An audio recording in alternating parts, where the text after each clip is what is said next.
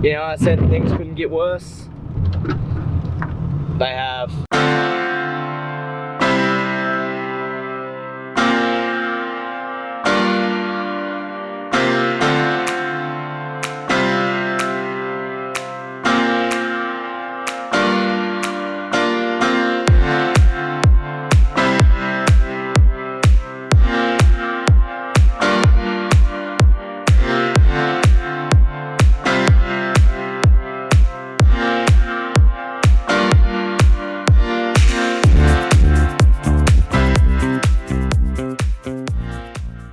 Alright guys, so this morning I woke up to a really loud bang, and it is not something I'm impressed about.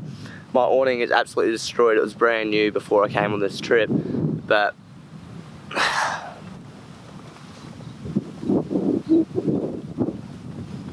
got a piece of it on the ground down there. The wind just ripped it straight up and over. It was just like one big gust. It's not even that windy out here, it's just one big gust. So now I've got to work out how to get that back into its case before I can even drive anywhere, and I don't know. It's just stressful. Not what you want when you haven't even had breakfast yet. Can't believe that just happened. What a bad start to a day. So the awning is completely wrecked. I've managed to somehow get it up into its casing, but because it was raining, that was not a fun way to wake up. So I pretty much just chucked everything in the back, and the whole reason I chose to stay at this place was because of Trifley Dam. They have good fishing here, supposedly, Trifley Dam in Bathurst supposedly has good fishing. But there is no one going for a fish today because the wind has just picked up tremendously, and, well, obviously the awning's broken, everything's just chucked in the back. What else can go wrong today? Little did he know.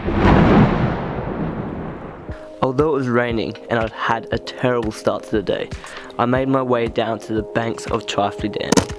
In this weather it looked nothing like the photos online, but at least I wasn't out in the rain like these cows. You know, I said things couldn't get worse. They have. Because thought, I think, I don't know, I'm about 10 minutes out of Bathurst, so if I could get to a mechanic, that'd be a really good idea right now. Well, that's it guys, we are stuck. Can you hear that? We're misfiring something serious.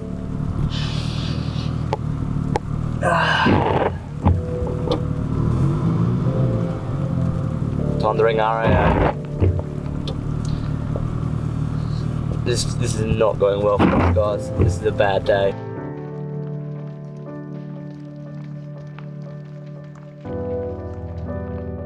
Well, if you ask me what happened to the van just then, I have no idea. We went from driving fine to having no power whatsoever transmitted to the wheels. I turned it off and I sat there for a minute. I was about to ring RAA. I thought, oh, I'll just check, see if I can fix it myself. And yeah, I turned it back on and it was fine. I don't know. Bathurst itself is known for its rich racing history, so it'd be rude for me not to check out the National Motor Racing Museum while I'm here. And seeing as it's raining, there's not much else for me to do. I've just arrived here now, so let go. Can I help you? Just admission for one adult, please. And your postcode, please. Somewhere in South Australia? Yep, that'd be the one. So that's $15, thank you. Cheers. Alright, Through the sliding door, you can take photos. Yep. And the Craig Lowndes exhibition's in the first hall. No worries, cheers.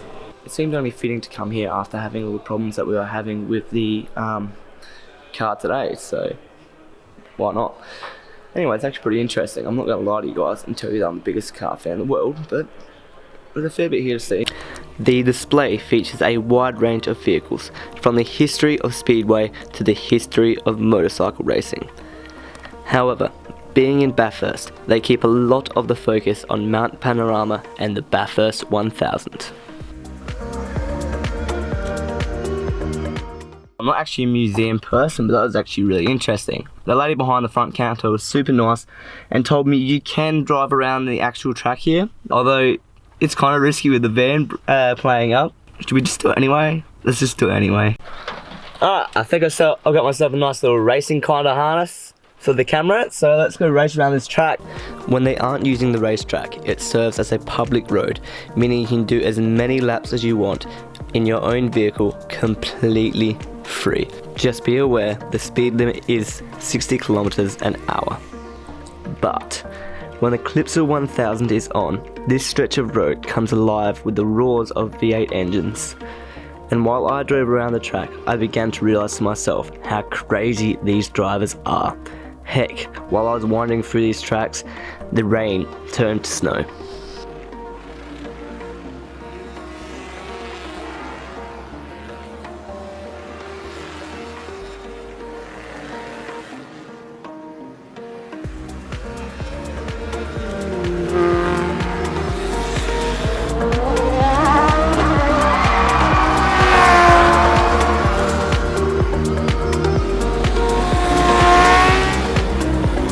My god, they're fast.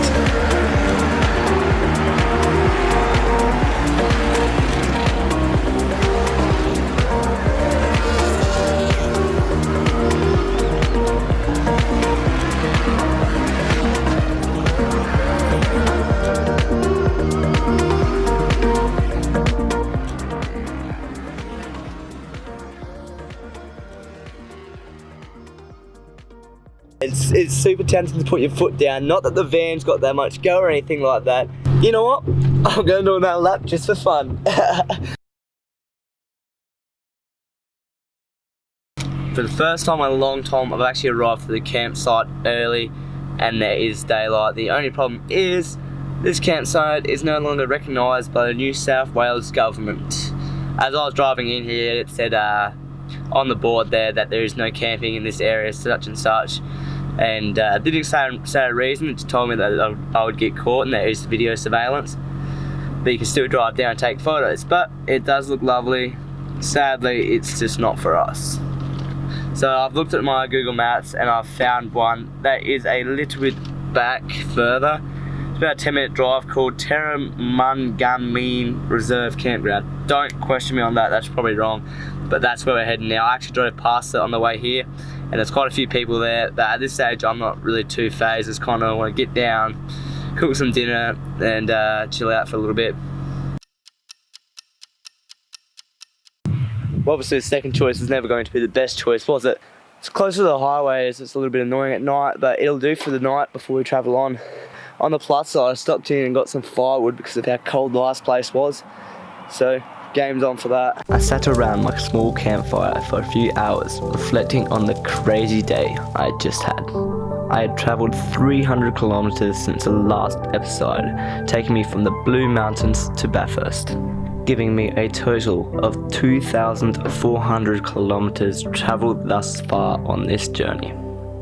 In this episode, I spent $14 on food, $50 on fuel, and $15 on entry to that museum, giving me a total of $871 spent thus far. Thanks for watching, guys. I'll be uploading videos weekly from now on, so if you did enjoy it, don't forget to hit that like button, subscribe, and I'll see you all in the next one.